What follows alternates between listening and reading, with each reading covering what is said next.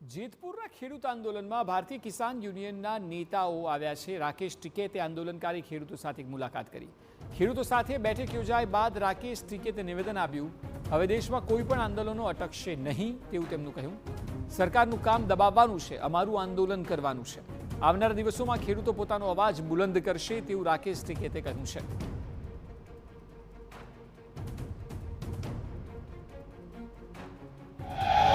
देखो मूवमेंट होगा।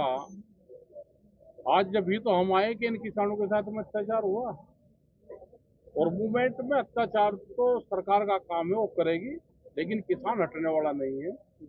देश में अब आंदोलन शुरू हो गए, अब इनसे कोई डरने वाला है नहीं।